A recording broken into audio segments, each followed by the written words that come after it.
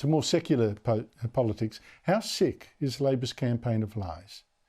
And how sick is its cover-up today of a serious security threat? Here is this lying in a nutshell. The Prime Minister just said more about defending Vegemite from Canada than defending Australia from Russia. It's a fact.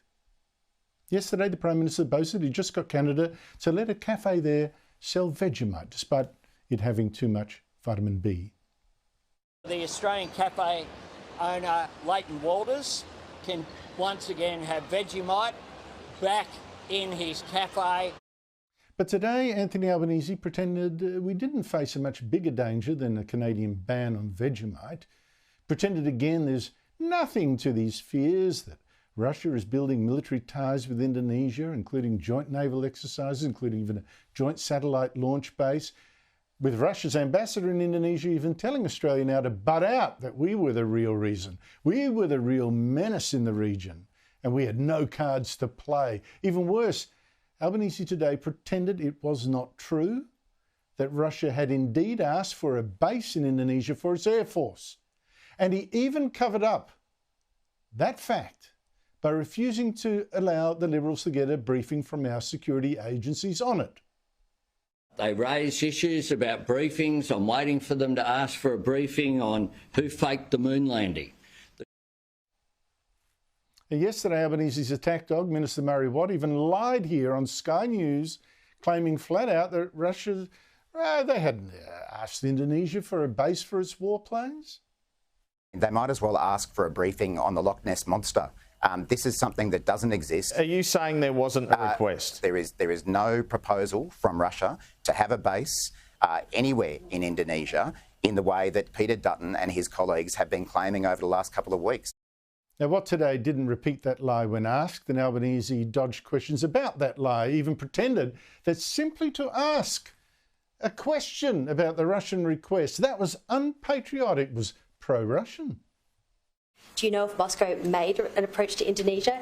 And do you now concede that Russia wants a bigger presence in our region? I have no wish to help promote Russia's propaganda messages, and I'd suggest that that's not in Australia's national interest either. This is the absolute symbol of Labor's lying campaign. Albanese does not want the campaign to have talk about real threats to our national security, like the Russian move into our area, or like the Chinese warships sailing around Australia firing their weapons to intimidate us in February, or like the government stripping our army of so much weaponry that former Chief of Army Peter Lay complained last week that there's nothing left for bloody guns. And we didn't even have the ships, by the way, to shadow those Chinese ones that went right around our own continent.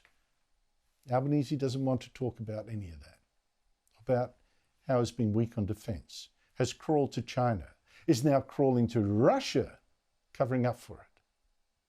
No, so let's talk about saving Vegemite instead. And so many journalists go, oh, that's much more fun, much prettier pictures, let's go with that. And that news about the Vegemite ran big on the weekend, showing just how Labor is winning this election. I've never seen a campaign built almost entirely on lies and on spin, on Labor saving us from totally imaginary threats while totally ignoring real ones. I mean, like, imaginary threats like Labor's lie that the Liberals' plan nuclear reactors, their plan for nuclear reactors will cost $600 billion. Totally fake figure, totally fake. And then the Labor lie associated with that Labor will save Medicare from Liberal cuts that don't exist, but which it claims the Liberals need to pay for these fake $600 billion reactors. Peter Dutton has a $600 billion nuclear plan that will be paid for by cuts to education and health. And there we are. We have in this campaign Labor promising to save you from fake threats like supermarket price gouging, which doesn't exist, but not even admitting to this very real one, that China's biggest ally, Russia, is getting close to Indonesia and is beefing up its military presence there. And now the Prime Minister telling the Liberals, we're not even going to let you get a briefing to learn what those threats really are. The Prime Minister covering up, not just stopping the Liberals from learning the truth in a briefing, but stopping you from hearing it until it's too late. We have asked for a briefing. It's still not forthcoming from the government. So what do they have to hide? Now remember, this is a Labor Party which won the last election on a giant lie. The lie that its green schemes will cut your power bills by $275. But the lies this time, they're even bigger. They're even more dangerous and even more shameless. If you reward this campaign of lies by returning this party of liars, what exactly do you expect to wake up to the day after the election?